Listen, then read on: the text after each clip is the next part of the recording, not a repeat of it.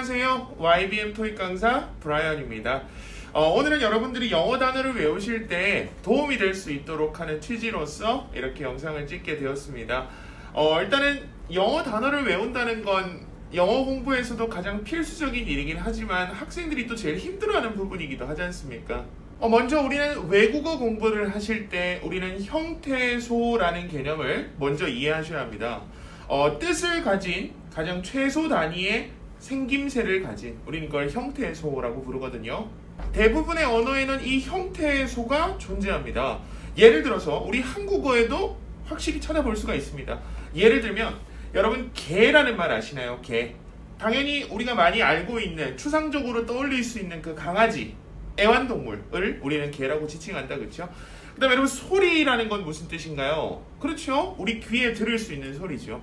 그래서 우리는 이걸 붙여서 뭐라고 합니까? 개소리라고 하지 않습니까? 그렇죠? 상황에 맞지 않는 이상한 말들을 할 때 우리는 개소리를 한다고 하죠. 또한 여러분 차반이라는 단어 아십니까? 차반. 잘 차려진 음식을 우리는 차반이라고 합니다. 근데 여러분 앞에 개라는 형태소를 붙입니다. 그래서 개가 먹는 잘 차려진 음식이라고 해서 주로 똥을 지칭합니다. 똥. 그래서 우리는 상황에 맞지 않는 행동이나 이해하지 못하는 행동들을 할 때 개차반이다 이런 표현을 쓰지 않습니까? 그렇죠? 여러분 영화 베테랑 보셨습니까? 여러분 그 베테랑이라는 영화에 보시면 유아인 씨의 명대사가 등장합니다. 어이가 없네. 어이가 무슨 뜻인지 아십니까, 여러분? 맷돌 손잡이를 어휘라고 한답니다. 근데 여러분 이것도 형태소죠. 그래서 우리는 어떤 일을 할 때 진척이 잘 되지 않을 때 맷돌 손잡이가 없는 그런 난감한 경우를 비하여 어이가 없네 라고 얘기를 하는 거죠. 우리는 이걸 형태소를 이용해서 우리는 언어를 구사하고 있습니다. 영어 단어도 여러분 마찬가지입니다. 우리가 흔히 볼 수 있는데요. 예를 들어서 여러분 지명 이름 뒤에 IA로 끝나는 거 보신 적 있습니까? 예를 들어서 캘리포니아, 캄보디아, 인도네시아 이런 등등의 단어들 보신 적 있죠?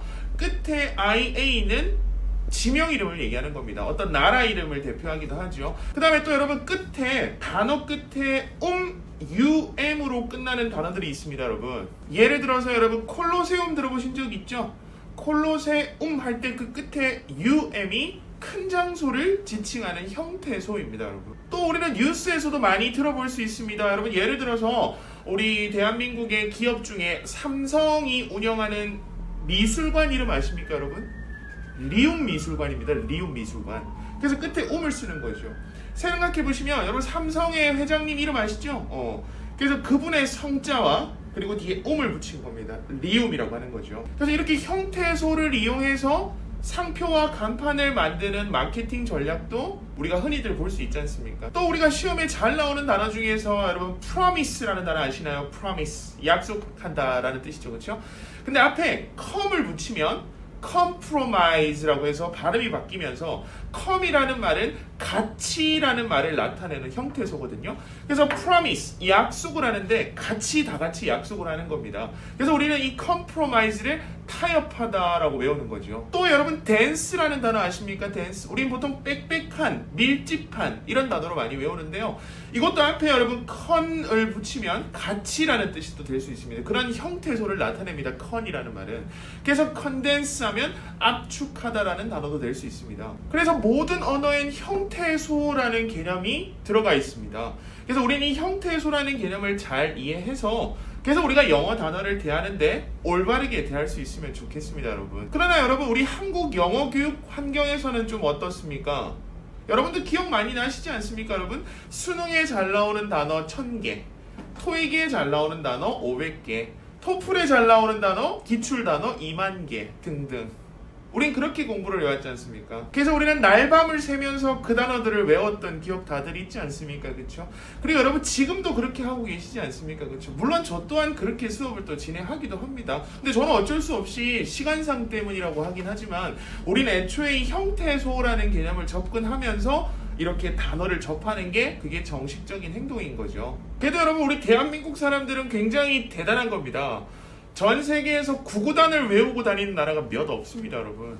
우린 암기력이 굉장히 뛰어나죠. 3일 뒤에 시험이라면 우린 그걸 해낼 겁니다. 1000개, 2000개 다 외워나갈 겁니다.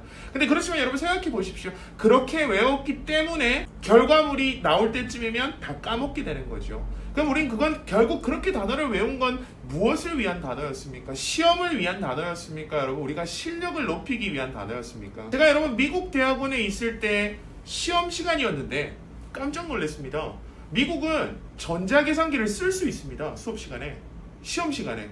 그리고 전자사전을 또 이용할 수 있습니다. 모르는 단어가 있으면 바로 찾아보는 겁니다. 시험 치는 그 자리에서. 그래서 결국 중요한 건 외운다는 개념이 아니라 본질을 이해한다는 개념인데 우린 그런 걸 많이 놓치고 공부를 하고 있는 것 같습니다. 자, 여러분 오늘 이렇게 형태소에 대한 개념을 이용해서 영어 단어를 바라보는 시간을 가졌습니다. 그래서 여러분들이 영어 단어를 바라보실 때 조금 더 효율적이었으면 좋겠습니다. 그게 저의 바람이기도 합니다.